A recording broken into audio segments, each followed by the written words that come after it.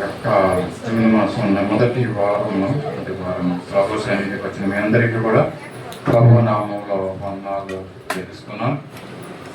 సంఘంగా సమాజంగా ఈ విధంగా కూడి ప్రభువును కనపరిచే గొప్ప భాగ్యం మన జీవితాల్లో దేవుడు అనుగ్రహించాడు. మనకు దేవుడిగా ఆయన ఉంటున్నాడు, మనం కాపాడుతున్నటువంటి దేవుడు. కునుకక నిద్రపోక ఆయన మనం కాపాడుతున్నటువంటి ఆ గొప్ప దేవుని మనం స్తుతించడం అంతగానో మనకిచ్చినటువంటి ధన్యత, దేవుడు మనకిచ్చినటువంటి గొప్ప భాగ్యం అని నేను నమ్ముతున్నాను.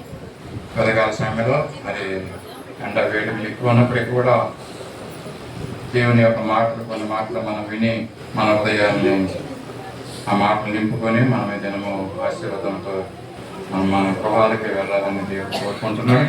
కనుక కొన్ని మాటలు మనం ఆలకిద్దాం. ప్రభు మంచి సమయాన్ని, దేవుని యొక్క వాక్యాన్ని వినే యొక్క సమయం మనకి ఇచ్చినందుకు దేవుని స్తోత్రాలు తెలుస్తాం. మరి సమయంలో దైవ వర్తమానం నిమిత్తమే మనం ప్రార్థన చేసుకుందాం. మన మధ్యన యశ్ప్రసాద్ గారు ముందుకు వచ్చి దేవుని యొక్క వర్తమానం నిమిత్తమే ప్రార్థించవలసిందిగా కోరుతున్నాం. పరిశుద్ధుల జీవాధిపతి ఘనమైన నామానికి వందనాలు స్తోత్రాలు చెల్లించుకుంటాం. మొదటి వాళ్ళను ప్రభుత్వ సన్నిధిలో నాకు కూడి నిన్ను స్థుతించడానికి ఇచ్చిన బాకీ భక్తి వందనాలు స్తోత్రాలు ప్రతి ఆయన ఎందుకు పనికి ఆయన మమ్మల్ని తండ్రి నాయన కష్టాలతో మమ్మల్ని రక్షించి కాపాడి నాయన ఎన్నో ఇరుకుల నుంచి ఇబ్బందుల నుంచి ప్రతి సమస్య నుంచి మమ్మల్ని విడిపించి నాయన ఈ సన్నిధిలో మమ్మల్ని సజీవులుగా ఉంచినందుకు ఈ దినము చూడలేక సమయం లేక ఎంతో మంది వారికంటే మేము గొప్ప వాళ్ళు కాదు నాయన, శ్రేష్ఠులము కాదు నాయన. నీ ఉచితమైన కృపను బట్టి, నీ ప్రేమను బట్టి నీ కొందనాలు చెల్లించుకుంటాను నాయన. ఇంతవరకు మా మధ్య నుండి మమ్మల్ని నడిపించిన దేవుడానికి స్తోత్రాలు నాయన. బిడ్డల స్థితి ఆరాధనలు ఉన్నందుకు నీకు స్తోత్రాలు తండ్రి నాయన. ఇస్రాయేలు చేసి స్తోత్రాల మీద నువ్వు ఆశీర్వాదం అవుతానంటున్నావు తండ్రి. మా స్థితులను ప్రభావ నాయన, మా స్తోత్రాలను కూడా స్వీకరించినందుకు కొందనాలు చెల్లించుకుంటాను తండ్రి నాయన. బాబయ్య ఏ బిడ్డలు ఆయన నీ బిడ్డలు వచ్చిన ప్రతి బిడ్డని సభ్యులు జ్ఞాపకం చేసుకోని ఆయన ఏ బిడ్డ ఏ ఆశతో వచ్చిందో నాయన తండ్రి నీకు తెలుసు తండ్రి. నువ్వు రహస్య దేవుడు తండ్రి నాయన. ప్రతి ఒక్క బిడ్డతో నీ వాక్యంతో మాట్లాడాలి. నువ్వు ధైర్యపరచు, బలపరచు, స్థిరపరచు నాయన. కొందనాలు యెహోవా దేవుడిగా గల చనులు ధన్యులంటావు నాయన. నీకు స్తోత్రాలు బాబయ్య నాయన. నువ్వు లోకంలో ఉన్నవాడి కంటే నాయన, ఈ లోకంలో ఉన్నవాడి కంటే నువ్వు గొప్పవాడు తండ్రి. నీకు వందనాలయ్యా. ప్రతి ఒక్క బిడ్డతో మాట్లాడు తండ్రి. నీ వాక్యమే మమ్మల్ని బ్రతికిస్తుంది నాయన. మా బాధులకు నెమ్మది కలుగు చేస్తుంది తండ్రి. నీకు స్తోత్రాలు నీ వాక్యము నాయన. నాయన తండ్రి ఎన్నో పడిపోయిన బలిపీఠాలు ప్రభావ నీ వాక్యం ద్వారా కట్టు నాయన. నీకు స్తోత్రాలు తండ్రి. ఏ బిడ్డ తండ్రి రాష్ట్రాన్ని స్ఫూర్తితో నీ మందిరానికి వచ్చిందో నాయన, నువ్వు మాట్లాడుతండి. నువ్వు ధైర్యపరచు, బలపరచు నాయన. నువ్వు వాక్యంతో బిడ్డలు కట్టు తండ్రి. నీకు వందనాలు చెల్లించుకుంటాను తండ్రి. ఇదిగో నాయన నీ సేవకుల్ని సిలువు చట్టం మలిగిపరుచుకో నాయన. నేను అంత ఆత్మశక్తితో నింపు తండ్రి నాయన. బిడ్డలు నాయన మమ్మల్ని ఏ విధంగా నడిపించాలో ఈ ఆత్మ జ్ఞానము దయచి తండ్రి. నీకు స్తోత్రాలు నాయన. వాళ్ళని దీవించి ఆశీర్వదించి తండ్రి. మన ప్రయాణాలు గొప్ప చోటు ఉంచుతండి. నీకు వందనాలు బాబయ్య. ఇంకా నేను మా మంచిగా తొలగొచ్చిన మైక్ రైగల సంధిలో జ్ఞాపకం చేసుకోని ఆయన. ఆయన ఎవరు కాదు ఎంతో సేవ చేస్తాను తండ్రి. బిడ్డలు నాయన నీ విడిచిపెట్టే దేవుడు కాదు నాయన. దాప్యంలో కూడా నాయన నువ్వు తోడుగా ఉంటున్నది కానీ నీకు వందనాలు చెల్లించుకుంటాను బాబయ్య. ఎందుకంటే నువ్వు నమ్మని బిడ్డలు విడిచిపెట్టే దేవుడు కాదు నాయన. నీ పని మేము చేస్తే మా పని నువ్వు చేస్తాను తండ్రి నాయన. ఆయన గణపరిచేవాడిని గణపరుస్తాను, నిన్ను ప్రేమించేవాడిని ప్రేమిస్తాను తండ్రి. నీకు స్తోత్రాలు అందులో చెల్లించుకుంటాను తండ్రి. ఎవరైతే బిడ్డలైనా నీ సన్నిధి రాలేక ఆయా పని పాటలో నిర్లక్ష్యంగా ఉండాలి నాయన. బిడ్డలతో మాట్లాడుతాను. ఎందుకంటే నాయన నీ సన్నిధిలో ఒక్క దినం గడిపితే 1000 దినాల కంటే శ్రేష్టమంటున్నావు నాయన. బిడ్డల వాక్యాలు వింటున్నాను కానీ నీ హృదయానికి సమర్పించలేకపోతున్నాను నాయన. విని విడిచిపెడుతున్నాను తండ్రి. ఏసయ్యా నీ వాక్యం హృదయంలో కలవరం పుట్టించి భయము ఆందోళన పుట్టించిన ఆయన వారికి ఉన్న సంవత్సరం ఆయన చిన్న చిన్న పాపాలు అవిధేయతను విడిచిపెట్టి నీకు సంపూర్ణంగా ఉండడానికి నీకు పత్రుడు గురించి ఆయన ప్రార్థించేవారుగా నీ సువార్తను ప్రకటించేవారుగా నీ సన్నిధిలో కోసేవారుగా ప్రతి ఒక్క పెట్టిన వచ్చి మనం అడుగుతున్నాం తల్లి ఆయన నీ మందిరాలు జీవించిన ఆయన దీవించిన ఆయన అనేక మంది నీ మందిరంలో నాయన తండ్రి రాష్ట్రం నాయన స్వస్థత పట్టడానికి నీ మందిరాన్ని దీవించమని అడుగుతున్నాం తండ్రి ఆయన నా మందిరంలో ఆయన నీ మందిరంలో నీ వెలుగు నీ ప్రసన్నతో నింపున ఆయన ఏసయ్య నూతన ఆత్మలు నీ మందిరానికి నడిపించి తండ్రి ఎంతో మంది బిడ్డలు ఉన్నారు నాయన నేను తెలియని బిడ్డలు ఎంతో మంది ఉన్నారు నాయన మనందరూ ప్రభావ నీవే నిజమైన దేవుడు అని తెలుసుకోవడానికి నీ కృప తోడిపించమని అడుగుతున్నాం తండ్రి నాయన మా క్రియల ద్వారా మా ప్రవక్తల ద్వారా నాయన తల్లి మా మాట ద్వారా మా నడవడిక ద్వారా అనేకులు నాయన నీ రక్షణ పొందడానికి నీ నాయన నీ కార్యాలు జరిగించి మేమే ఒక్కొక్కరు నీ స్వార్థికంగా ఉండడానికి నీ కృప చూపించు అలాంటి జీవితంలో ప్రతి ఒక్కరికి దయచే నాయన మమ్మల్ని మేము తగ్గించుకొని నాయన నీ వాక్యానుసారమైన జీవితాలు జీవించడానికి నీ కృప మాకు తోడుకొంచమని నీ దినదినతో మమ్మల్ని నింపమని నా ప్రార్థన సన్నిధిలో మరొక జ్ఞాపకం చేసుకొని నా ప్రార్థనకు ప్రతిఫలం దయచేయమని అది త్వరలో రాబోతున్న యేసయ్య శక్తి గల నామమున అడిగి వేడుకొంచున్నాను తండ్రి. ఆమేన్.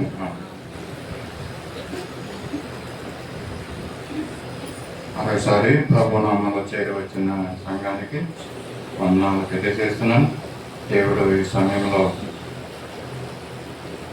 పరిస్థితులన్నింటినీ కూడా అనుకూలపరిచి దేవుని యొక్క వాక్యాన్ని ధ్యానించుకుంటానికి దేవుడు సరైన సమయం మనకు అనుగ్రహిస్తారని నమ్ముతూ నాకు తెలియజేస్తున్నాను. పోయిన వారంలో కూడా కొన్ని సంబంధాల గురించి మనం విన్నాం కదండి. కుటుంబ సంబంధాలు, కుటుంబంలో ఉన్నటువంటి వ్యక్తులు ఏ విధంగా సంబంధం కలిగి ఉండాలి, పిల్లలను సంతోషపరిచిన తల్లిదండ్రులు, దుఃఖపరిచినటువంటి తల్లిదండ్రులు, అలాగే తల్లిదండ్రుల్ని సంతోషపరిచిన పిల్లలు, తల్లిదండ్రుల్ని దుఃఖపరిచిన పిల్లలు పరిశుద్ధ గ్రంథంలో ఉంటున్నారు. భౌతికమైనటువంటి యొక్క లోకంలో కూడా ఉంటున్నారు.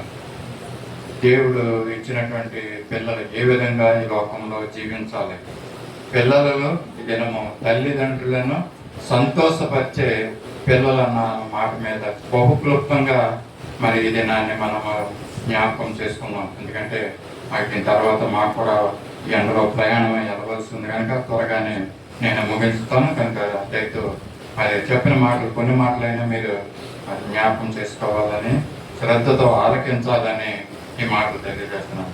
తల్లిదండ్రులను సంతోషపరిచిన పిల్లలు, ఎంతమంది పిల్లలు ఈ రోజుల్లో ఈ లోకంలో తల్లిదండ్రుల్ని సంతోషపరుస్తున్నారండి.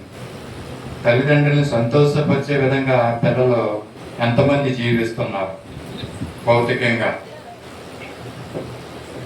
తల్లిదండ్రుల్ని సంతోషపరచాలంటే మొట్టమొదటిగా వాళ్ళు ఏం చేయాలంటే, క్రైస్తవులైన కుటుంబాల గురించి మాట్లాడుతున్నాను. విశ్వాసులైన కుటుంబాల్లో పిల్లల తల్లిదండ్రుల్ని సంతోషపరచాలంటే అన్ని కుటుంబం అంతా దేవునికి లోబడి ఉండాలి కదా.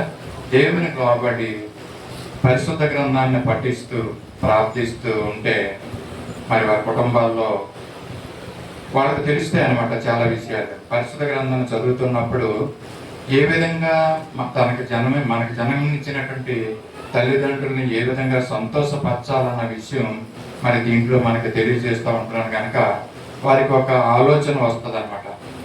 బైబిల్ గ్రంథంలో ఈ విధంగా తల్లిదండ్రుల్ని సంతోషపరచాలి పిల్లలు, మనం కూడా మన యొక్క తల్లిదండ్రుల్ని గౌరవించాలి, మన తల్లిదండ్రుల్ని సంతోషపరచాలన్న గ్రహింపు వాళ్ళలో వస్తూ ఉంటుంది. కనుక పిల్లల ముందు తల్లిదండ్రుల్ని సంతోషపరచాలంటే దేవుని భయభక్తులు వాళ్ళలో ఉండాలి. వాళ్ళలో కలిగేలా మనం వారిని జీవింప చేయాలి, భయభక్తులు నడిపింప చేయాలి మనం. అంటే ఆ విధంగా తల్లిదండ్రుల్ని సంతోషపరిస్తే పిల్లలు ఆశీర్వదింపబడతారండి, వారి జీవితాలు ఆశీర్వాదకరంగా చేస్తాయి. బైబిల్లో ఈ యొక్క తల్లిదండ్రుల్ని సంతోషపరిచినటువంటి పిల్లలు ఉన్నారండి కొంతమంది. వాళ్ళలో ఒకరిద్దరిని మనం జ్ఞాపకం చేసుకుందాం ఈ దినము.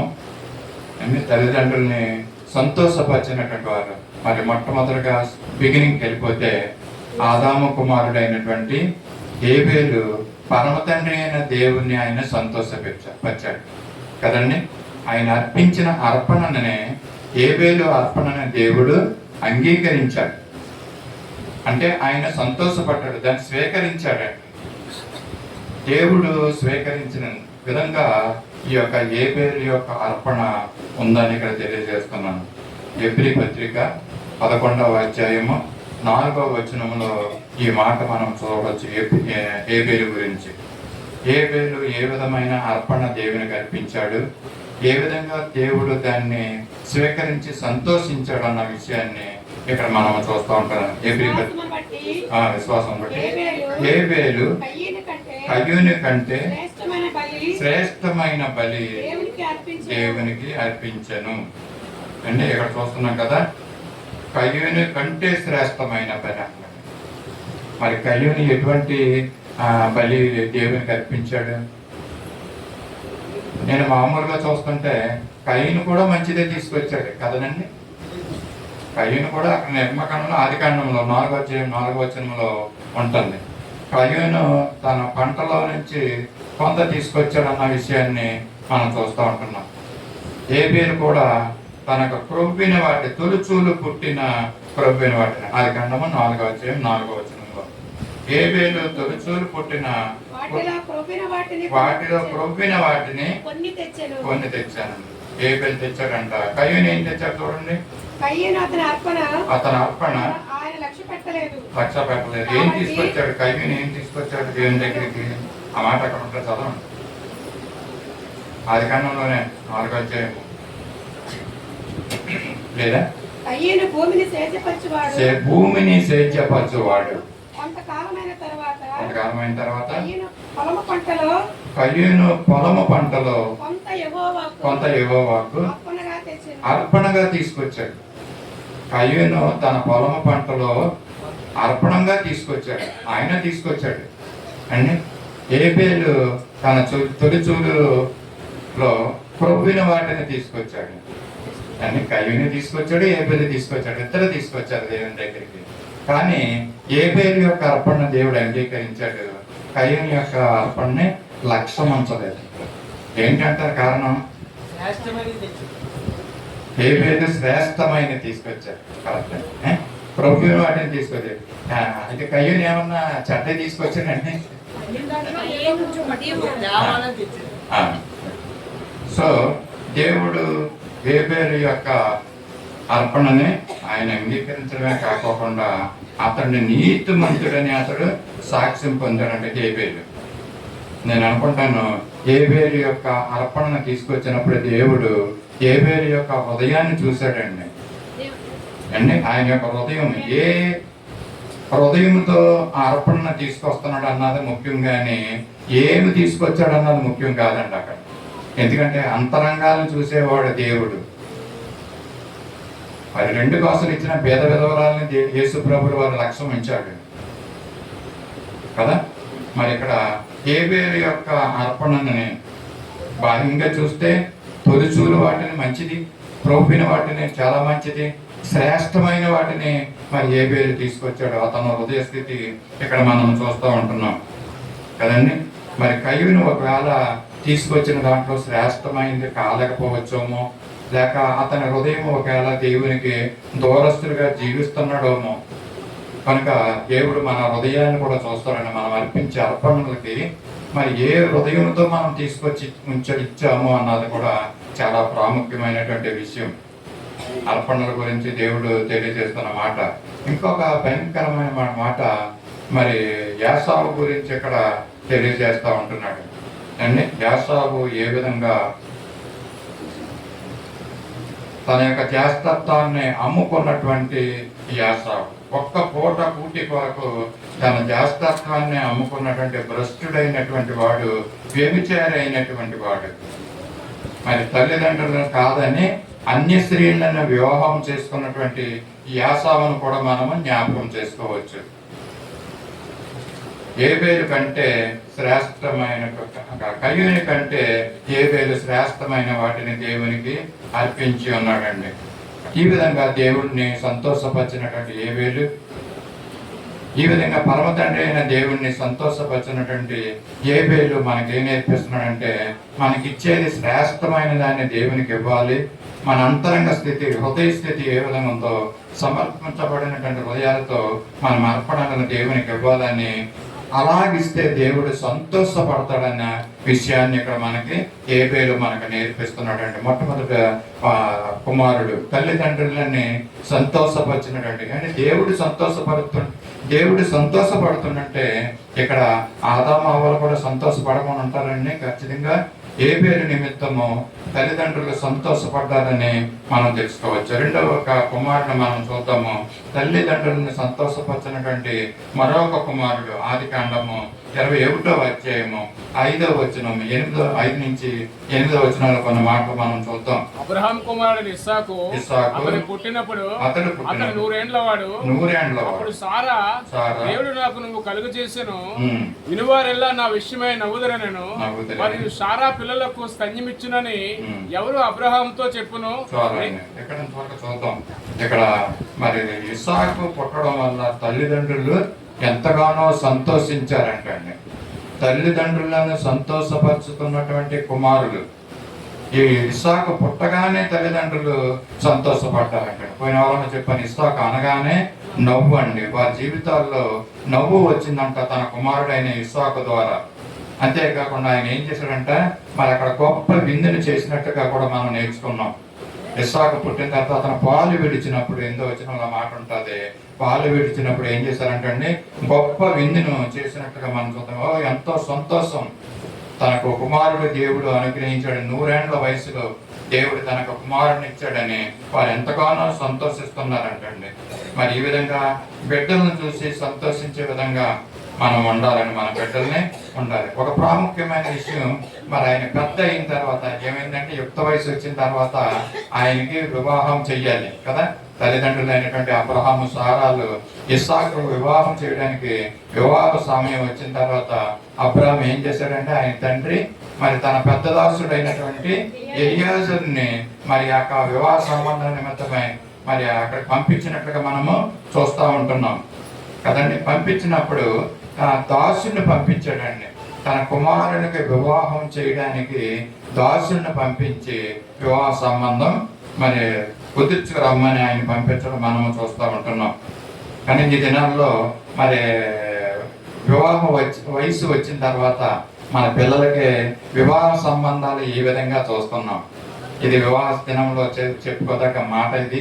అయినప్పటికీ కూడా మరి కుమారుడు తండ్రిని ఏ విధంగా సంతోషపరిచాడో తన వివాహ జీవితాన్ని బట్టి కూడా ఈ సందర్భం వచ్చింది కాబట్టి మనం మాట్లాడుకుంటున్నాం. అండి యుక్త వయసు వచ్చినప్పుడు పిల్లలకి వివాహ సంబంధాలు చేయవలసినప్పుడు మరి తల్లిదండ్రుల పాత్ర ఏ విధంగా చేస్తున్నారు అంటే కుమారునికి వివాహ సంబంధం చూస్తున్నప్పుడు ఏ విధంగా చూసామని మన కుమారుడికి పంగశెట్టి గారు వాళ్ళ అబ్బాయికి వివాహ సంబంధం ఏ విధంగా సంబంధాన్ని కుదుర్చుకున్నాడు ఒకసారి జ్ఞాపకం చేసుకోవాలి. మరి ఈయనే చేశాడో లేకపోతే వారే చేసుకున్నారో తెలియదు మనకి. కానీ ఈ దినాల్లో లోకరీత్యా ఈ విధంగా ఉంటున్నాయండి కదా. మరి ఎలా చేసుకున్నారో మనకు తెలియదు, కానీ జ్ఞాపకం చేసుకుంటున్నాం. మరి చాలా మంది కుటుంబాల్లో తన కుమారులకి కుమార్తెలకి వివాహ సంబంధాలు కుదుర్చుకున్నప్పుడు ఎవరైనా దాసుని పంపించి తన కుమారుడికి వివాహ సంబంధం చూసిన వాళ్ళు ఎవరైనా ఉన్నారండి? ఇంట్లో పని మనిషిని పంపించి ఇదిగో నా కుమారుడికి వివాహ సంబంధం చూడు, నా కుమార్తెకి వివాహ సంబంధం చూడు అన్న వాళ్ళు ఎవరు ఉన్నారా? ఎవ్వరూ ఉండరండి కదా. కానీ ఇక్కడ అబ్రహాము పని వెళ్ళలేదు, తన ఇంట్లో పనిచేస్తున్న దాసుడిని మరి పంపించి ఇస్సాకు నిమిత్తము, కుమారుడైన ఇస్సాకు నిమిత్తము వివాహ సంబంధం నువ్వు వెళ్ళి ఆ యొక్క అమ్మాయిని చూసి మరి వాళ్ళు వస్తానంటే అమ్మాయిని తీసుకుందిరా. ఇదొక విచిత్రమైన విషయం కదండి. ఈ దినాల్లో ఆ విధంగా జరగడం లేదు మనకు తెలుసున్నంత వరకు కూడా. ఎవరు కూడా ఇలా చేయరు. సేవకుని పంపించి నువ్వు అమ్మాయిని చూసి నా ఒక్కగానొక్క కుమారుడు గురించి వివాహ సంబంధం నువ్వే చూసి నువ్వే తీసుకురా వెళ్ళి ఆ అమ్మాయిని వస్తానంటే కనుక అని పంపిస్తున్నప్పుడు ఇస్సాకు ఈ మాటలు వింటాడు కదండి. తన తండ్రి తన నిమిత్తం తన సంబంధాన్ని తనకి వివాహం చేయడానికి మరి పెండు కుమార్తెని తీసుకురమ్మన్నప్పుడు అబ్రహాము పంపిస్తున్నప్పుడు ఎలియాజర్ని మరి ఇస్సాకు కూడా వింటున్నాడు అక్కడ. ఈ రోజుల్లో అదే మరి ఇస్సాకు స్థానంలో మన కుమారుడు ఉంటే ఏమంటాడండి తెలుసు కదా మనందరికీ. అసలు తల్లిదండ్రులకి అవకాశం ఇస్తారా ఈ రోజుల్లో వివాహ సంబంధాలు చూడటానికి? అంతా టోటల్గా మొత్తం అంతా కూడా పిల్లలదే, పాత్ర అంతా కూడా పిల్లలదే. పిల్లలు సాటిస్ఫై అవ్వాలి. పిల్లలు అలా ఉన్నారంటే తల్లిదండ్రులు కూడా అలాగే తయారయ్యారండి. ఇప్పుడు ఎలా తయారంటే మా పిల్లలకు నచ్చితే చాలండి. ఎందుకంటే జీవితం వాళ్ళు జీవించాలి కాబట్టి వాళ్ళు నచ్చిన వాళ్ళు చేసుకోనివ్వండి. ఒకవేళ అరేంజ్డ్ మ్యారేజ్ అయినా మరొక రకమైనటువంటి మ్యారేజ్ అయినా మరి తల్లిదండ్రులు పిల్లల్ని అడుగుతారండి, ఏ అమ్మాయి ఈ అబ్బాయి నీకు ఇష్టమేనా? అబ్బాయిని అడుగుతారు, ఈ అమ్మాయి నీకు ఇష్టమేనా అని. అండ్ కొంతమంది తల్లిదండ్రులకు ఇష్టమైన ఒక పిల్లలకి ఇష్టం లేకపోతే ఆ వివాహం చేసుకోవడానికి ఇష్టపడరు పిల్లలు. నానా రకాలుగా ఉన్నాయి. దీని గురించి ఎక్కువగా విడమర్చి నేను చెప్పవలసిన పని లేదు. మనందరికీ తెలుసు ప్రస్తుత దినాలలో పరిస్థితులు ఎలాగుంటున్నాయి. అన్యుల కుటుంబాల్లో ఏ విధంగా ఉంటున్నాయో విడిచిపెట్టేద్దాం. క్రైస్తవ కుటుంబాల్లో క్రైస్తవుల యొక్క పిల్లలు, విశ్వాసుల యొక్క పిల్లలు ఏ విధంగా ఉంటున్నారు, తల్లిదండ్రులు ఏ విధంగా ఉంటున్నారు, ఇక్కడ మనం జ్ఞాపకం చేసుకుని ఈరోజు తల్లిదండ్రుల్ని సంతోషపరుస్తున్నటువంటి పిల్లలు. ఇస్సాకు అయితే మరి తల్లిదండ్రుల్ని సంతోషపరుస్తున్నాడండి. ఎలా సంతోషపరుస్తున్నాడంటే తన పుట్టినప్పుడు సంతోషపడ్డారు, యుక్త వయసు వచ్చిన తర్వాత వివాహ సమయంలో కూడా మరి సంతోషపడిన రీతిగానే ఉన్నారండి. మరి ఆ రోజుల్లో కొన్ని కుటుంబాల్లో నేను చూస్తాను, వింటాను కూడా, మరి తల్లిదండ్రులైన వారు తన పిల్లలకి సంబంధాలు చూస్తారు. పిల్లలని వాళ్ళ ఇష్టాలను అడగరండి. వాళ్ళు పిల్లలకు చెప్తారు, ఇదిగో వివాహ సంబంధం సెట్ అయింది, వాళ్ళు వచ్చి చూసుకుంటారు, వివాహాన్ని కుదుర్చుకుని తల్లిదండ్రులకు ఇష్టమైతే మరి ఆ వివాహ సంబంధాన్ని ఖాయం చేసుకుని వివాహాన్ని చేస్తున్న సందర్భాలు కొంతమంది గృహాల్లో ఉంటాయండి. పిల్లలకి ఆ ఇష్టాల మీద ఆధారపడరు. అది పిల్లల ఇష్టాలు కాదు. మనందరికి తెలుసు చాలా చాలా మరి ప్రేమ వివాహాలు, వాళ్ళకి ఇష్టం వచ్చినట్టు రీతిగా వివాహాలు చేసుకుని మరి వారి జీవితాల్లో ఫెయిల్ అయిపోయిన వారు అనేక మంది ఉన్నారు. టీవీలో వస్తూ ఉంటాయి వార్తగా వారాల తరబడి ఆ న్యూస్ వస్తూ ఉంటాయి. ఒకరినొకరిని చంపుకుంటాం, హత్యలు చేసుకుంటాం, సంబంధాలు ఇష్టం లేక, కుటుంబంలో ఇష్టం లేక, తల్లిదండ్రులకు ఇష్టం లేనటువంటి వివాహాన్ని పిల్లలు చేసుకుంటున్నప్పుడు తల్లిదండ్రులకు వచ్చిన కోపాన్ని బట్టి, ఆ తండ్రికి వచ్చినటువంటి కోపాన్ని బట్టి హత్యలు చేసే విధానం కూడా మనకు తెలుసును. ఏమండి, ఈ విధంగా పిల్లలు తల్లిదండ్రులకు ఇష్టం లేనటువంటి వివాహాలు చేసుకునే చాలా మంది ఉన్నారు. కొంతమంది అయితే మరి నువ్వు తల్లిని తండ్రికి ఇష్టం మీదే విడిచిపెడతారండి. చాలా మంది మీ ఇష్టం వచ్చినటువంటి సంబంధాన్ని చూడండి, మీ ఇష్టం వచ్చినట్టుగా నాకు వివాహాన్ని చేయండి. అది కొంతమంది నోరి పామాట కూడా చెప్పరండి. క్రైస్తవ కుటుంబాల్లో, భక్తి గల కుటుంబాల్లో వారు యుక్త వయసు వచ్చిన తర్వాత నాకు వివాహం చేయమని అడగరు. రెండోదిగా ఒకవేళ తల్లిదండ్రులు అది తెలుసుకుని ఇదిగో నా కుమార్తెకి నా కుమారుడికి వివాహ వయసు వచ్చింది కనుక వివాహ సంబంధాలు చూద్దామని వాళ్ళు వివాహ సంబంధాలు చూసి వాళ్ళ బంధువుల్లో మిత్రులు అక్కడిక్కడ చెప్పుకుని వివాహ సంబంధాలు చూసిన తర్వాత ఆ సంబంధాన్ని తీసుకొచ్చి మరి ఆ వివాహాన్ని ఖాయం చేసుకుని వివాహాన్ని జరిపించే మరి ఆ యొక్క అలవాట్లు కూడా కొంతమంది కుటుంబాల్లో ఉన్నాయి, విశ్వాసుల కుటుంబాల్లో. దానికి ఈ పెండ్లి కుమారు కానీ పెండ్లి కుమార్తె కానీ అవునని కానీ కాదని కానీ ఏమీ చెప్పరండి. వాళ్ళు కంప్లీట్గా అది వాళ్ళ తల్లిదండ్రుల ఇష్టాల మీద విడిచిపెడతా ఉంటారు. ఇటువంటి కుటుంబాలు, ఏ కుటుంబం అయితే దేవుని మీద ఆధారపడి ఉన్నారో, ఏ విశ్వాస కుటుంబము దేవుని యొక్క చిత్తానికి లోబడి మరి పిల్లలు తల్లిదండ్రుల చిత్తానికి లోబడి ఆ వివాహానికి ముందుకు వెళ్తారో అటువంటి కుటుంబాలు చాలా చాలా మరి ఆశీర్వదించబడతా ఉంటున్నాయండి. ఈ దినాల్లో మరి పిల్లలు కొంచెం వయసు వచ్చేటప్పటికి వాళ్ళ ఇష్టాలకే ఎక్కువగా మరి మొగ్గు చూపుతూ ఉంటున్నారు. తల్లిదండ్రులు కూడా వాళ్ళ ఇష్టానికే వదిలేస్తూ ఉంటున్నారు. నీ చావు నువ్వు చావు అనేసి కొంతమంది కదండి. నువ్వు కావాలని పెళ్లి చేసుకున్నావు, నువ్వు పడు నీ బాధ జీవితాంతం కూడా. ఇలాంటి తల్లిదండ్రులు ఉన్నారు, ఇలాంటి వ్యవహారాలు ఉన్నాయి. మరి ఇక్కడ ఇస్సాకు మనం జ్ఞాపకం చేసుకుంటాం. ఎంత మంచి హృదయం కలిగిన వాడు ఇస్సాకుని ఇక్కడ చూస్తున్నాం. మగపిల్లవాడండి. ఈ దినాల్లో తల్లిదండ్రులు పెళ్లి చేసే వరకు కూడా ఆ మగపిల్లవాడు ఆగడు, అక్కడ ఉండడు.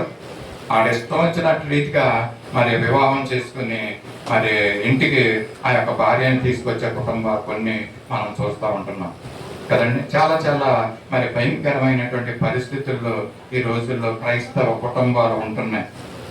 దేవుని మందిరానికి వెళ్తున్నారు, వాక్యాలు వింటున్నారు అండి. ఆ యొక్క పిల్లల్లో మార్పు రావట్లేదు, తల్లిదండ్రుల్లో మార్పు రావట్లేదు. ఇంకొక అడుగు ముందుకేసి చెప్పాలంటే మరి ఆ కట్న కానుకల విషయంలో అండి పాస్టర్లే మధ్యవర్తిగా ఉండి కట్నాల బేరాలు ఆడుతున్నారండి కొంతమంది. వీళ్ళ వివాహ సంబంధాలు చూసినందుకు ఎంత కమిషన్ అని వాళ్ళు తీసుకుంటున్నారు. భయంకరమైనటువంటి పరిస్థితుల్లో మనం ఉంటున్నాం. అందుకనే వివాహ జీవితాలు మరి అంతగా ఆశీర్వదించబడకపోవడానికి కారణం ఇదే.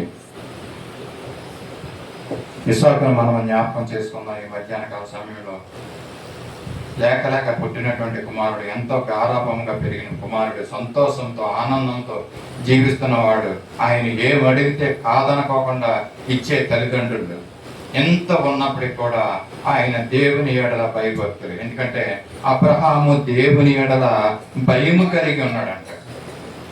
ఇస్సాకుని అక్కడ బలి అర్పిస్తున్నప్పుడు, బలి ఇవ్వడానికి తీసుకెళ్తున్నప్పుడు చాలా మంది విశ్వాసులకు తండ్రి అబ్రహాం అంటారు కదండి. అబ్రహాం విశ్వాసులకు తండ్రి.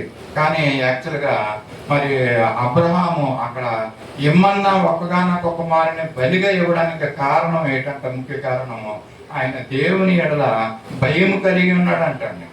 అక్కడ వాక్యం ఉంటుంది, అబ్రహామ దేవుడు తెలియజేస్తున్నాడు, ఇందు మూలముగా నీవు దేవుని ఎడల భయము కలిగిన వాడవని నాకు తెలుస్తుంది అని అంటాడండి దేవుడు. అబ్రహాము భయం కలిగినటువంటి, దేవుని ఎడల భయం కలిగినటువంటి ఆ వ్యక్తి. ఇదిగో అదే కుమారుడు నేర్చుకున్నాడు. తన తండ్రి దగ్గర, తల్లి దగ్గరికి వెళ్ళి నాకు ఫలానా కుమార్తెని చెయ్యి, ఐగుప్తులో ఉన్న కుమార్తెని చెయ్యి, ఇదిగో ఎక్కడ కుమార్తెని చెయ్యి అనేసి ఆయన ఎప్పుడు అడగలేదండి. అబ్రహాం తన యొక్క దాసుడైనటువంటి ఎలియాజర్ని పంపిస్తున్నప్పుడు, డాడీ ఏంటి నాకు వివాహం, నా లైఫ్ పార్ట్నర్ని చూడడానికి నువ్వు దాసుని పంపిస్తున్నావా? నేను కదా జీవించేది, దాసుడేటి డాడీ? కనీసం నువ్వు మమ్మీ అన్న వెళ్ళా బాగుండు సంబంధం చూడడానికి. ఇలాగ అన్నాడండి ఇస్సాకు. ఇలాగ అన్నాడా? దాసుడిని పంపించాడు. దాసుడు చూశాడు అక్కడ, మరి రమ్మంటే ఆమె వచ్చింది. దేవునికి లోబడినటువంటి వ్యక్తి ఇస్సాకు. మరి ఈ విధంగా తండ్రిని ఒక్క మాట కూడా అడగకపోకుండా దాసుడు తీసుకొచ్చినటువంటి ఆ సంబంధం మరి వివాహం చేసుకుంటూ మనం చూస్తున్నాం. ఈ దినాల్లో మనం ఇస్సాకుని చూసి నేర్చుకోవాల్సిన విషయం ఏంటంటే, ఇదిగో దేవుని మీద మనం ఆధారపడాలి. ఇక్కడ పెండ్లి కొడుకు రోల్ లేదు, పెండ్లి కూతురు ఇష్టం లేదు, రోల్ లేదు అండి, తల్లి రోల్ లేదు. ఇక్కడ ఒకవేళ కొన్ని కుటుంబాల్లో వివాహ సంబంధం చూసిన తర్వాత ఆ తల్లి చూస్తే కొన్ని విషయాల్లో అబ్జెక్షన్ చేస్తారు తల్లులు, ఎందుకంటే వాళ్ళ ఆలోచన విధానం వేరేగా ఉంటారు. కానీ ఇక్కడ తల్లి రోలే లేదు. ఇక్కడ ఈ వివాహ సంబంధంలో అంతా కూడా వాళ్ళు ఎవరికి చెప్పారంటే, ఇదిగో ఆ యొక్క ఎలియాజరు ఎవరో కాదు, ఆయన ఎవరంటే పరిశుద్ధాత్మ దేవుడు. ఆ తండ్రి ఎవరో కాదు, అబ్రహాము సాదృశ్యంగా మన పరమ తండ్రి. పరమ తండ్రి పరిశుద్ధాత్మ దేవుడిని పంపించాడండి అక్కడికి. అంతకంటే ఎక్కువ ఎవరైనా చూడగలరా? ఆయనే మరి ఆ యొక్క పెండ్లి కుమార్తెని తీసుకొచ్చాడు. ఒక సందర్భంలో మీకు తెలియజేశాను, మన సంఘాన్ని ఇదిగో యేసు ప్రభువు వారి లోకానికి వచ్చి వెళ్ళిపోయిన తర్వాత పరిశుద్ధాత్మను మన దగ్గరికి పంపించాడు. పరిశుద్ధాత్ముడు చేస్తున్న పని ఏంటో తెలుసు అంట మనకి, సంఘాన్ని మరి ఆయన సిద్ధపరుస్తున్నాడు అంట. ఇది సిద్ధపరిచే పని పరిశుద్ధాత్మ దేవుడికి అప్పచెప్పాడు యేసు ప్రభువు వారి దేవుడిని కూడా. ఇదిగో పెండ్లి కుమార్తెను తీసుకొచ్చే పని ఎవరికి అప్పచెప్పారంటే, ఇదిగో పరిశుద్ధాత్ముడికి అప్పచెప్పారు.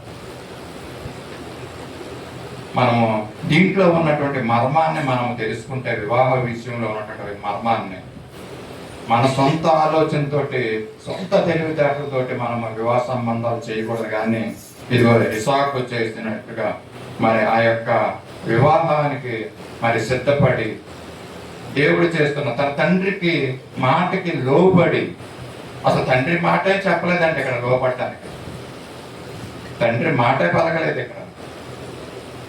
ఈయన నువ్వు అని చెప్పలేదు ఏమీ కూడా. వివాహం జరిగిందంటే ఘనంగా చూస్తున్నా కదా. ఇస్సాకు తల్లిదండ్రులకి విధేయత చూపించాడు. అందుకే ఆయన 100 అంతల ఫలాన్ని పొందాడంట. ఇస్సాకు 100 అంతల ఫలాన్ని పొందాడు. ఎందుకంటే తల్లిదండ్రుల మాటకు విధేయుడయ్యి మరి చిన్నప్పటి నుంచి కూడా దేవుని యొక్క భయభక్తుల్లో పెరిగాడు. తల్లిదండ్రుల్ని సంతోషపరిచాడు. ప్రాముఖ్యంగా తండ్రి సంతోషిస్తున్నాడు కుమారుడైన ఇస్సాకుని చూసి. నేను బలిగా తీసుకెళ్తున్నప్పుడు కూడా ఈయన మాట పలకలేదు, తెలుగు సమాధానం చెప్పలేదు. వివాహ సంబంధం చూస్తున్నప్పుడు కూడా ఈయనేమో నోటి మాట రాలేదు, పలకలేదు. ఎంత లోబడేటువంటి కుమారుని దేవాన్ని నాకు ఇచ్చావని తల్లిదండ్రులు ఎంతగానో మరి సంతోషపడుతున్నారంటండి. అటువంటి సంతోషపడుతున్న ఇస్సాకు దేవుడు ఏ విధంగా ఆశీర్వదించాడంటే ఆదికాండం 26:12 వచనంలో ఈ మాటను మనం చూడవచ్చు. ఇస్సాకు పరపతి జీవితం. ఆదికాండం 26:12 దేశమందున్న వాడై విత్తనము వేసి ఆ సంవత్సరము 100 అంతల ఫలము పొందెను. యెహోవా అతన్ని ఆశీర్వదించిన కనుక ఆ మనుష్యుడు గొప్పవాడైన. అండి 100 అంతల విత్తనం వేసి 100 అంతల ఫలాన్ని పొందాడంటండి. 30 అంతలుగాను 60 అంతలుగాను 100 అంతలుగాను ఫలం పొందడం. ఈయన ఎంత ఫలం పొందాడంటే 100 అంతల ఫలం పొందేశాడంట. దాని తర్వాత ఇంకేమి లేదు. There is nothing beyond that కదండి. 100 అంతల తర్వాత ఇంకేం ఉండదు. 100 అంతల ఫలాన్ని పొందినట్టుగా దేవుడు ఆయన ఆశీర్వదించాడంట. అంతేకాకుండా ఆయన ఆ మనుషుడు గొప్పవాడయ్యాడంటండి. అదే వచనంలో మనం చూస్తున్నాం. మనం గొప్పవాడు అవ్వడానికి మనం ఏదేదో చేస్తూ ఉంటాం. కానీ ఇస్సాకు ఏం చేశాడంటే తల్లిదండ్రుల మాటకి లోబడ్డాడు. అది ఆయన్ని ఆశీర్వాదకరంగా జీవితం చేయబడ్డాది. అంతేకాకుండా ఆయన యొక్క జీవితం గొప్పదిగా అయిందనేసి ఇక్కడ మనం చూస్తున్నాం. పరమ తండ్రి దీవెనలు పొందుకున్నాడు, తన తండ్రి దీవెనలు ఆశీర్వాదాలు పొందుకున్నాడు. గొప్ప స్థితిలోకి ఆయన వెళ్ళాడు. మనుషుల వైపు ఆయన చూడలేదు ఇస్సాకు. ఏమండి ఎలాంటి అమ్మాయిని తీసుకొస్తారో, ఆ అమ్మాయి ఎలా ఉంటుందో, ఏమండి వాడికి ఏమైనా డబ్బు ఉందో లేదో అండి, ఇవి లోకరీత్యా చూసే పరిస్థితులు ఇవన్నీ చూడలేదండి ఇస్సాకు. మరి దేవుని దగ్గర ఆయన 100 అంతల ఫలాన్ని పొందినట్లుగా మనం చూస్తున్నాం. మరొక వ్యక్తిని చూసి ముగింపుగా కదా తల్లిదండ్రులను సంతోషపరిచిన మరొక కుమారుడు యోసేపు.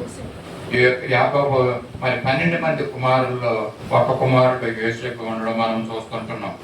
యాకోబు తన 11 మంది కొడుకులతో నుంచి కుమారుల గురించి సంతోషపడలేదు, కానీ మరి ఆయన యోసేపు గురించి ఎంతగానో సంతోషించినట్లుగా మనం చూస్తూ ఉంటున్నాం కదండి. మరి యాకోబు యోసేపుని పిలిచి, నీ అన్నలు షెకెముకు వెళ్ళి చాలా కాలం అయింది, మరి మందలను తీసుకెళ్ళి వాళ్ళు మేపుతున్నారు కనుక వాళ్ళు ఇంకా తిరిగి రాలేదు, వాళ్ళ క్షేమ సమాచారం ఏంటో తెలుసుకుని రమ్మని యోసేపుని పంపిస్తున్నాడు. పంపించడానికి యోసేపుని పిలిచాడు యాకోబు.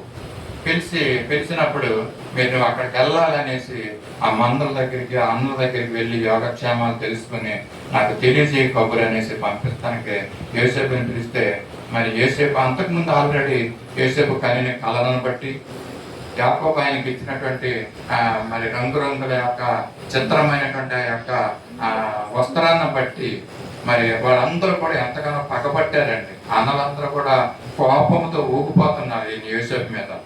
అలాంటి కక్ష కట్టి కోపంతో పగబట్టి ఉన్నటువంటి అన్నల దగ్గరికి యాకోబు పంపిస్తుంటే వెళ్ళమని మరి యోసేపు ఏమనాలంటే మరొకరైతే ఏమంటారంటే నేను వెళ్ళని చెప్పేస్తారు ఖచ్చితంగా.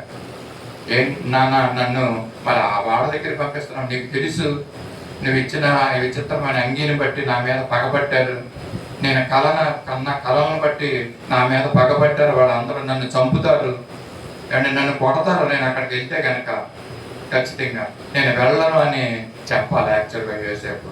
అతని ప్రాణభయం ఉన్నదని ఆయనకి తెలిసి కూడా మరి యాకోబు వెళ్ళమన్నప్పుడు యోసేపు ఏం చేశాడండి? మరి వెళ్ళనని చెప్పుకోకుండా, కొడతారని చెప్పుకోకుండా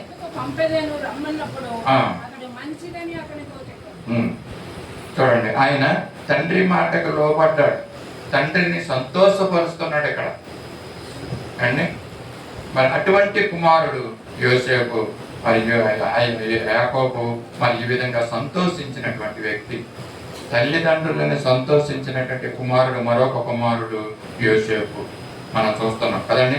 ఈ దినాల్లో యవనస్తులు ఈ యొక్క ఆ విషయాన్ని తెలియదండి వాళ్ళకి, ఈ సీక్రెట్ వాళ్ళకి తెలియకోకుండానే వాళ్ళకి ఇష్టం వచ్చినట్టుగా జీవిస్తూ ఉంటున్నారు. తల్లిదండ్రులకు మనం లోబడదామన్న సీక్రెట్ వాళ్ళకి తెలియదు. ఈ విధంగా లోబడితే నా జీవితంలో నేను ఆశీర్వదించబడతాను, ఒక ఉన్నతమైన స్థితిలోకి వస్తానన్న సీక్రెట్ వాళ్ళకి తెలియడం లేదు. వాళ్ళకు ఉన్నటువంటి మిడిమిడి జ్ఞానంతో, ఆ తెలివితేటలతో వాళ్ళు ఏం చేస్తున్నారంటే వాళ్ళకి ఇష్టం వచ్చినట్టు జీవిస్తూ ఉంటున్నారు, ఇష్టం వచ్చినట్టు తల్లిదండ్రులతో ప్రవర్తిస్తూ ఉంటున్నారు. తల్లిదండ్రులను దుఃఖపరిచినటువంటి పిల్లలు బైబిల్లో వాళ్ళు కూడా ఉన్నారు. మరొక దినము మరి అవకాశం ఉంటే మనం ఆ విషయాన్ని కూడా మనం ధ్యానం చేద్దాం. తల్లిదండ్రులని సంతోషపరిచినటువంటి బిడ్డలు మరి ఇక్కడ మనం చూసాం. హేబేలు, ఇస్సాకును మనం చూసాం, ఇక్కడ యోసేపును మనం చూస్తూ ఉంటున్నాం. తల్లిదండ్రులను సంతోషపరిచినటువంటి మరి బిడ్డలు. మరి ఈ విధంగా ఇటువంటి యవనస్తులను చూసి ఈ దినాల్లో ఉన్నటువంటి యవనస్తులు ఏ విధంగా బ్రతకాలో నేర్చుకోవాలండి. తల్లిదండ్రులను సంతోషపరిచిన మరొక కుమారుని మనం చూద్దాం. మరి సమూయేలు మొదటి గ్రంథము 16వ అధ్యాయము 1వ వచనంలోనే మనం ఈ మాటను మనం చూస్తూ ఉంటున్నాము.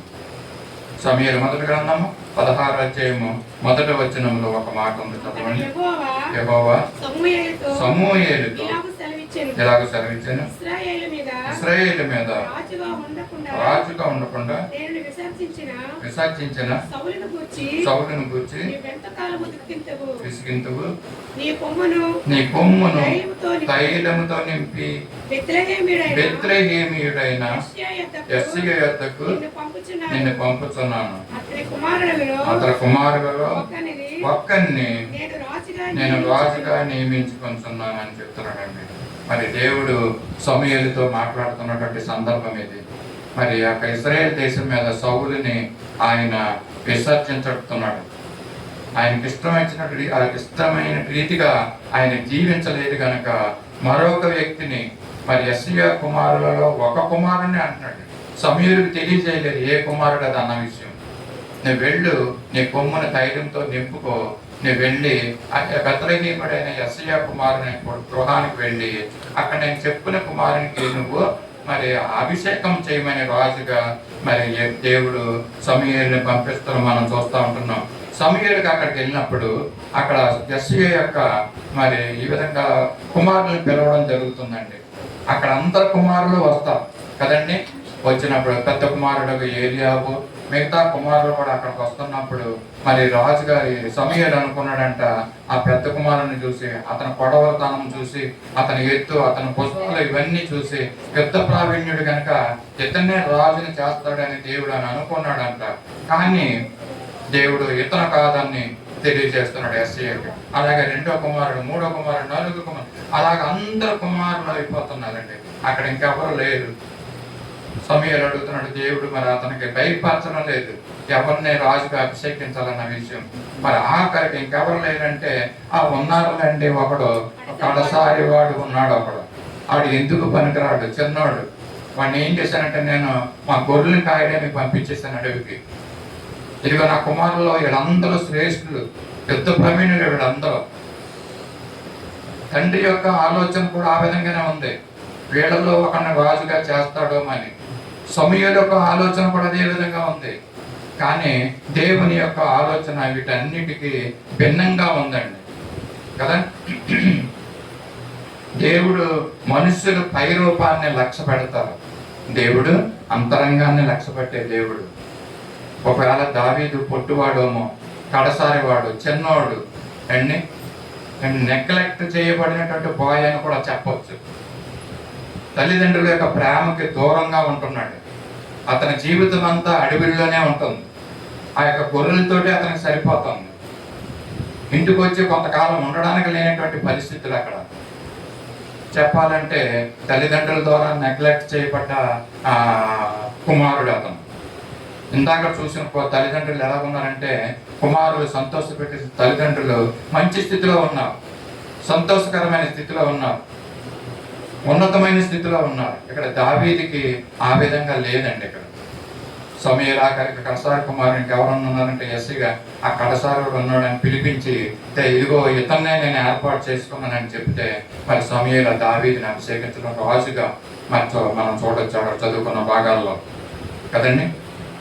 ఇక్కడ చెప్పవలసిన మాట ఏంటంటే, కుటుంబం ద్వారా అతను నెగ్లెక్ట్ చేయబడ్డాడు, తల్లిదండ్రుల ద్వారా అతను నెగ్లెక్ట్ చేయబడ్డాడు. అయినప్పటికీ కూడా దావీదు తల్లిదండ్రుల్ని సంతోషపెట్టాడు, తన కుటుంబాన్ని సంతోషపెట్టాడు. తన తల్లిదండ్రులను సంతోషపరిచినటువంటి, తల్లిదండ్రులు తను పట్టించుకోపోయినా కూడా తల్లిదండ్రులను సంతోషపరిచినటువంటి వ్యక్తి ఎవరంటే దావీదు. ఆయన చాలా, మరి అక్కడ మనం చూస్తున్న సమయంలో మొదటి గ్రంథం 17వ వచనంలో, ఇవన్నీ 28వ వచనంలో, మరి ఈయన కూడా దావీదును కూడా మరి అన్నల దగ్గరికి యెషయా పంపిస్తాడండి కదా. యుద్ధం జరుగుతూ ఉంటున్నప్పుడు, మీ అన్నకు వెళ్ళి చాలా కాలం అయింది, నువ్వు వెళ్ళి మరి అక్కడ యోగక్షేమాలు కనుక్కొని రమ్మంటా ఉంటాడు. ఇతన్ని కూడా అలాగే పంపిస్తాడు. యెషయా దావీదుని పంపిస్తున్నప్పుడు దావీదు ఆ యొక్క అన్నల దగ్గరికి వెళ్తారండి, ఆ యుద్ధ స్థలానికి. గొలియాతుతో యుద్ధం జరుగుతూ ఉంటుంది అక్కడ కదని ఫిలిష్తీయులతోటి. అలాంటి సమయంలో ఈ దావీదు వెళ్ళినప్పుడు మరి అక్కడ కొన్ని యొక్క గొలియాతు చేస్తున్నటువంటి ఆ సవాళ్ళను వింటూ ఉంటాడు. ఏంటి జరుగుతుందని ఈ దావీదు అడుగుతూ ఉంటాడు. అక్కడ యుద్ధంలో ఉన్న వాళ్ళు ఈ దావీదుతో మాట్లాడుతూ ఉండడం అతను తన పెద్ద అన్నయ్య అయినటువంటి ఏలియాబు వింటూ ఉంటాడు. విని, నువ్వు అసలు ఎందుకు వచ్చావు ఇక్కడికి, నిన్ను ఎవడు రమ్మన్నాడు ఇక్కడికి, అంటే నువ్వు వచ్చింది కాకోకుండా నువ్వు వీళ్ళతోటి మాట్లాడుతూ ఉంటావా, ఇది ఏమనుకుంటున్నావు ఇక్కడికి, ఇది యుద్ధ రంగం అని ఆయన మీద కోపపడినటువంటి పరిస్థితులు మనం చూస్తూ ఉంటున్నాం. చిన్నవాడైనటువంటి దావీదును అన్నలైనటువంటి వారు కూడా మరి ఎంతో నిర్లక్ష్యంగా వాడిని దావీదుని తృణీకరించినటువంటి పరిస్థితుల్లో అక్కడ మనం చూస్తున్నాం. అందుకని కుటుంబం అన్న తల్లిదండ్రులు ఆయన్ని ఎక్కువగా ప్రేమించలేదు, చారదీయలేదు. మరి తల్లే చాలా కాలం లేదని కొంతమంది చరిత్రకారులు చెప్తూ ఉంటారు దావీదుకి, అంటే పుట్టిన తర్వాత చనిపోయినట్టుగా అండి. ఆయన తల్లి పాలనలో పెరగలేదని చెప్తూ ఉంటారు. ఎందుకంటే ఆయన ఇంకా అరణ్యంలోకి వెళ్ళిపోయాడు బాలుడిగా ఉంటున్నప్పుడే, ఆ గొర్రె మందలను తీసుకుని. ఈ విధంగా తృణీకరింపబడినటువంటి ఈ దావీదు తాను మరిచిపోకుండా తను రాజు అయిన తర్వాత కూడా మరి ఆ తండ్రిని ఎంతగానో ప్రేమించినట్లుగా, తన అన్నలను ప్రేమించినట్టుగా, తన కుటుంబాన్ని చేరదీసి చూసిన వ్యక్తిగా మనం ఈయన గురించి మనకి తెలుస్తూ ఉంటారు. అంటే తన కుటుంబాన్ని, తన తండ్రిని సంతోషపరిచినటువంటి వ్యక్తి దావీదుని ప్రేమించకపోయిన వాళ్ళు దావీదు వాళ్ళని ప్రేమించి సంతోషపరిచినట్లుగా మనం చూస్తూ ఉంటున్నాం. అంటే మరొక వ్యక్తిని చూసి ముగించుకుందాం. మోసేని బట్టి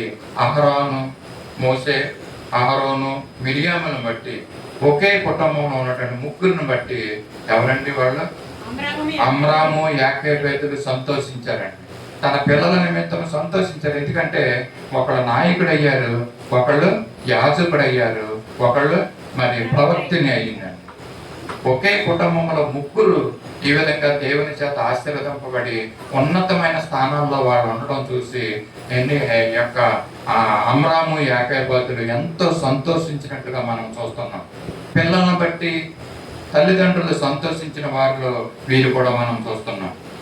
అంటే ఒకే కుటుంబంలో, మీరు ఎప్పుడైనా పేపర్లో నాట్లో టీవీలో చూసారో లేదో తెలీదు, మరి ఒకే కుటుంబంలో ముగ్గురు సివిల్ ఎగ్జామ్స్ రాసి మరి వాళ్ళు దానికి క్వాలిఫై అయిన వాళ్ళు. చెప్పాలంటే ఒకళ్ళు ఐఏఎస్ అంట, రెండో వాళ్ళు ఐపీఎస్ ఆఫీసర్ అంట, మూడో ఆయన ఐఆర్ఎస్ అంట. అంటే ఐఏఎస్ అంటే కలెక్టర్ ఉద్యోగాలు అనమాట. ఒకళ్ళు ఒకే గృహంలో ముగ్గురు బిడ్డలకి మరి ఒకళ్ళు కలెక్టర్ అయ్యారంట, రెండో వాళ్ళు పోలీస్ ఆఫీసర్ అయ్యారంట, పెద్ద police officer, IPS officer, commissioner officer, civil exams లో క్వాలిఫై అయ్యి. మూడో వ్యక్తి ఐఆర్ఎస్, ఇండియన్ రెవెన్యూ సర్వీసెస్, అండి ఈ యొక్క తహసీల్దార్ ఆఫీసుల్లో వీటిల్లో మనం చూస్తూ ఉంటున్నాం. అటువంటి గొప్ప పొజిషన్లో ఒకే కుటుంబంలో ఈ విధంగా దేవుడు ఆశీర్వదించినటువంటి కుటుంబాన్ని చూస్తే మరి తల్లిదండ్రులు సంతోషించరండి. తల్లిదండ్రులు మనకే ఎంతో ఆశ్చర్యం అయిపోతూ ఉంటారు. ఒక కుటుంబంలో ముగ్గురు ఈ విధంగా ఆఫీసర్స్ అవ్వడం మనం టీవీలో చూస్తూ ఉంటాం. ఇటువంటి వారిని అండి ముగ్గురు మరి ఒకే కుటుంబంలో ఆర్మీ నేవీ ఎయిర్ ఫోర్స్లో ఆఫీసర్స్గా ఉంటున్న వాళ్ళు కొంతమంది ఉంటారు.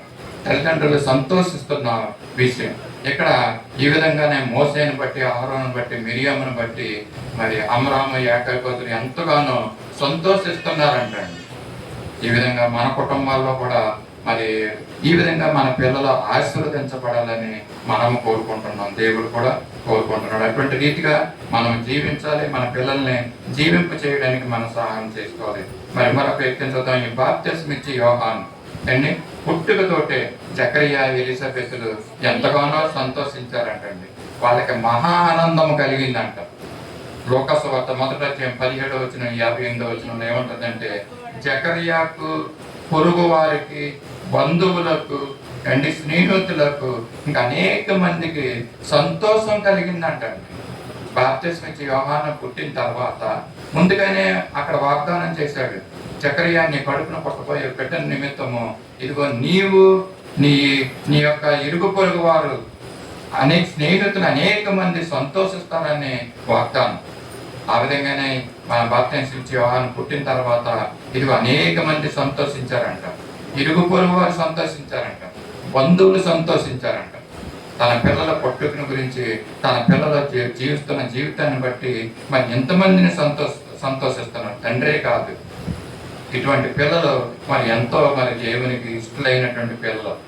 అండ్ ఆఖరుగా మరి మన ప్రభు అయిన యేసుక్రీస్తు ఆయన పుట్టుక గురించి మరి తల్లిదండ్రులైన వారు సంతోషించారు. అదిగో తన తల్లి ఇదిగో ఏమవునానో తన హృదయంలో భద్రపరుచుకుందంట. ఆ దేవదూత చెప్పిన మాటలు ఎంతో సంతోషము, ఆనందము అండి. మరి ఆయన మరి మత్తయి సువార్త 3:17 ఈ మాట ఉంటుంది. ఈయన నా ప్రియ కుమారుడు, ఈయన యందు నేను ఆనందించుతున్నాను అంట. పరమ తండ్రి అయిన దేవుడు యేసు ప్రభు వల్ల ఆనందిస్తున్నాడు అంట. సంతోషాన్ని ఇస్తున్నాడు అంటాడు యేసు ప్రభుల వారు. ఆ రూపాంతర కొండ మీద కూడా అదే మాటలు మాట్లాడుతూ ఉంటాడు దేవుడు. యేసు ప్రభుల వారు మరి మాట్లాడుతున్నప్పుడు ఈయన నా కుమారుడు, ఈయన యందు ఆనందించుతున్నాను అనేసి. కానీ ఎంతమంది కుమారులు, కొంతమంది కుమారుల్ని, తండ్రిని, తల్లిని, కుటుంబాలని సంతోషపరిచినటువంటి కొంతమంది కుమారుని మనం జ్ఞాపకం చేసుకున్నాం. ఆఖరిగా మరి ఒకసారి జ్ఞాపకం చేసుకున్న ఆదామును సంతోషపరిచినటువంటి కుమారుడైనటువంటి హేబేలు, అబ్రహామును సంతోషపరిచినటువంటి కుమారుడైనటువంటి ఇస్సాకు, యాకోబుని సంతోషపరిచినటువంటి కుమారుడైనటువంటి యోసేపుని జ్ఞాపకం చేసుకున్నాం. యెషయాని సంతోషపరిచినటువంటి కుమారుడైనటువంటి దావీదుని మనము జ్ఞాపకం చేసుకున్నాం. అంటే అమ్రాము, యాకోబుని సంతోషపరిచినటువంటి మోసే, అహరోను, మిరియాముల్ని మనము జ్ఞాపకం చేసుకున్నాం. జకరియా, ఎలిజబెతుల్ని సంతోషపరిచినటువంటి ఇదిగో బాప్తిస్మం ఇచ్చి యోహాన్ని మనము జ్ఞాపకం చేసుకున్నాం. ఆఖరుగా పరమ తండ్రి అయిన దేవుణ్ణి సంతోషపరిచినటువంటి యేసు క్రీస్తుల వారిని మనము జ్ఞాపకం చేసుకున్నాం. చూసాం కదా, ఈ మాటలన్నీ వినటువంటి మనము తల్లిదండ్రులను సంతోషపరుస్తున్నటువంటి బిడ్డల్ని మనం జ్ఞాపకం చేసుకున్నాం. పరిశుద్ధ గ్రంథం నుంచి మొదటగా చెప్పినటువంటి విధంగా ఆ రీతిగా మన పిల్లలు మన దేవుని యొక్క భయభక్తుల్లో జీవించాలి. పరిశుద్ధ గ్రంథాన్ని చదవాలి. గ్రంథంలో ఉన్నటువంటి ఇటువంటి భక్తుల జీవితాన్ని చదివి గ్రహించుకోవాలి. ఇదిగో నేను కూడా నా తల్లిని, తండ్రిని సన్మానిస్తాను, ఇదిగో నా తల్లిదండ్రుల్ని గౌరవిస్తాను, నా తల్లిదండ్రుల్ని సంతోషపరుస్తానని వాళ్ళకి ఒక గ్రహింపు, ఒక ఆలోచన ఇచ్చే విధంగా మనం జీవించాలి. మనం అటు రీతిగా ప్రార్థన చేద్దాం. దేవుడు సహాయం చేసి మన పిల్లల్ని మనం సంతోషపరిచే విధంగా మరి బ్రతికించాలని, జీవింప చేయాలని ప్రార్థన చేసుకున్నాం. దేవుడి కొద్ది మాటలు మన వెనుకల్లో దీవెనకరంగా, ఆశీర్వాదకరంగా చేయను కాక.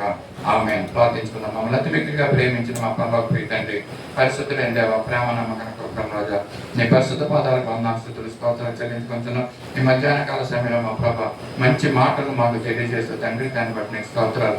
తల్లిదండ్రుల్ని సంతోషపరిచిన బిడ్డల్ని కుమార్తెలు మేము జ్ఞాపకం చేసుకున్నాం మా ప్రభా.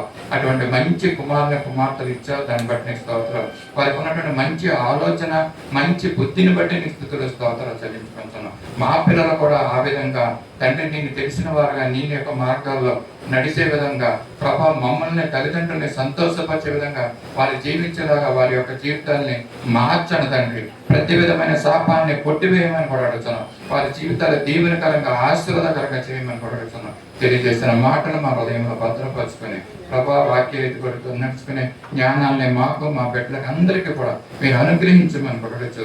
ఈ కొద్దింపులు మా కొరకే తిరిగి రానున్న నజరేయుడైన యేసయ్య పరిశుద్ధ నామములో అడిగి వేడుకొంచున్నాం తండ్రి. ఆమేన్. పరలోక ప్రార్థన ఆశీర్వాదం తీసుకుందాం. అందరూ లేచి నిలబడదాం. పరలోకమందున మా తండ్రి, నీ నామం పరిశుద్ధపరచబడిన గాక, నీ రాజ్యం వచ్చిన గాక, నీ చిత్తం పరలోకమందు నెరవేర్చినట్టు భూమి ఎందుకు నెరవేరింది గాక. మాకు కావలసిన ఆహారం నేడు మాకు దయచేయండి. మరణస్తులను క్షమించిన ప్రకారం మరణంలో క్షమించండి. మమ్మల్ని సోదరులకు తేక కీడుని తప్పించండి. ఎందుకంటే రాజ్యము, బలము, మహిమ నిరంతరం నీవైనా తండ్రి. ఆమేన్. మన పరమ తండ్రి అయిన దేవుని దివ్యమైన ప్రేమ, మన ప్రభువును రక్షకుడైన యేసుక్రీస్తు యొక్క శాశ్వతమైన కృప, సర్వసత్యంలోనికి నడిపిస్తున్న పరిశుద్ధాత్మని యొక్క అన్యోన్య సహవాసము, సన్నిధి, సమాధానము తలలో వంచిన మనందరికీ సత్య సువార్త సహవాసమునకు, సార్వత్రిక సంగమునకు ఇప్పుడు ఎల్లప్పుడూ సదాకాలం తోడయండి నడిపించును గాక. ఆమేన్. ఆశీర్వాదం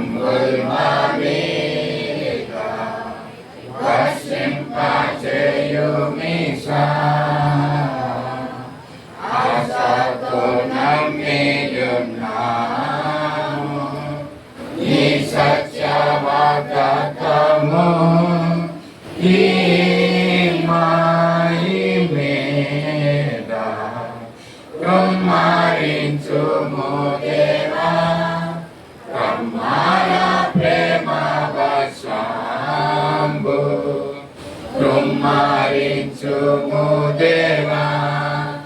ఆమేన్. అందరికీ వందనాలండి. ప్రార్థన అవసరతలు ఉన్నవారు దయచేసి ముందుకు వచ్చినట్లయితే మీ నిమిత్తం సొంతం గారు ప్రార్థన చేస్తారు.